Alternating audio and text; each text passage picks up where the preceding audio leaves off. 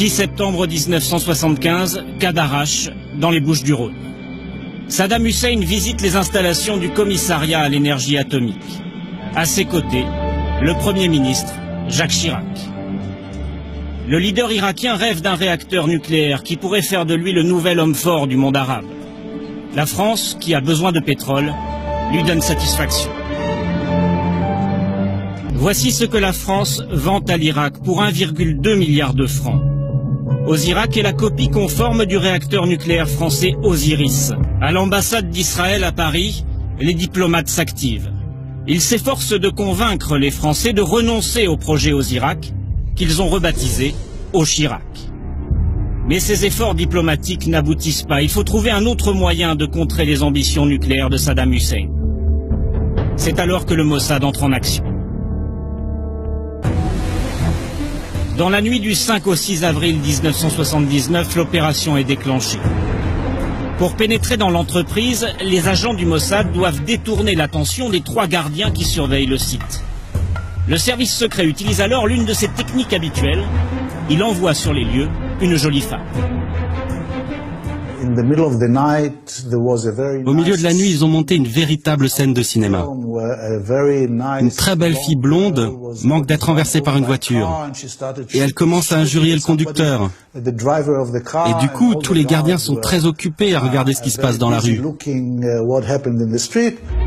Pendant que les gardiens observent la scène, un commando s'introduit dans le hangar numéro 3. Un bâtiment de 500 mètres carrés dans lequel est stocké le matériel irakien. Les artificiers placent leurs explosifs, munis de retardateurs.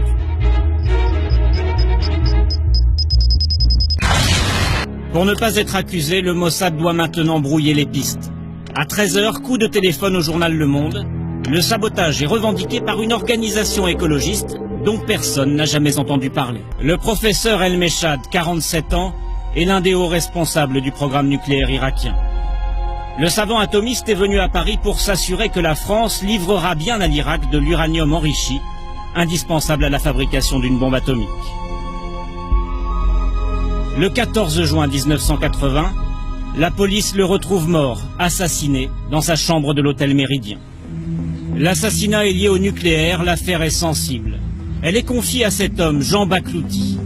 Grand spécialiste du contre-espionnage, il est numéro 2 de la direction de la surveillance du territoire. À l'époque, Jean Baklouti fait tout de suite le rapprochement entre le meurtre d'El Meshad et le sabotage de la Seine-sur-Mer, car il n'a jamais cru à la revendication écologiste. Nous avons identifié physiquement le gars qui l'a fait. Nous savons quel est le gars, et si vous le connaissiez, si vous le voyez, vous seriez convaincu qu'il est capable de faire ce genre de choses. Pourquoi ? Physiquement, c'est une brute, c'est un bonhomme capable de tout faire et convaincu de toute façon qu'il faut défendre Israël à tout prix, il aurait été capable de tout faire par patriotisme. C'est un agent du Mossad, hein ? Ah, c'est un agent du Mossad. Cet homme du Mossad, la DST le connaît sous le nom de Krif. C'est l'un des agents qui opère depuis l'ambassade d'Israël à Paris. Mais pour prouver que Krif est bien le coupable, Jean Baklouti doit interroger Marie-Claude Magal. Si la call girl confirme que l'agent du Mossad est bien son employeur, l'enquête sera bouclée. 12 juillet 1980, boulevard Saint-Germain, 2h30 du matin. Dans quelques heures, Marie-Claude Magal doit se rendre chez la police. Une dispute éclate entre la call girl et un homme qui sort de ce café. L'homme pousse violemment la jeune femme sur la chaussée. Une voiture passe. Le témoin clé du meurtre d'El Meshad trouve la mort dans ce qui ressemble à un banal accident de la circulation. À partir d'un moment où ils ont su qu'on était en train de remonter la filière, il fallait se débarrasser de la bonne femme. Hein. Une 50aine de lettres de menaces est adressée aux ingénieurs français. Parmi les destinataires, Gérard Bontron, le directeur du projet.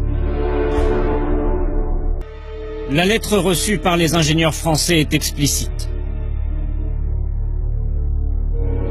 Nous apprenons que vous vous apprêtez à repartir pour l'Irak pour suivre les travaux de construction de la bombe atomique au service de l'infidèle sanguinaire Saddam Hussein.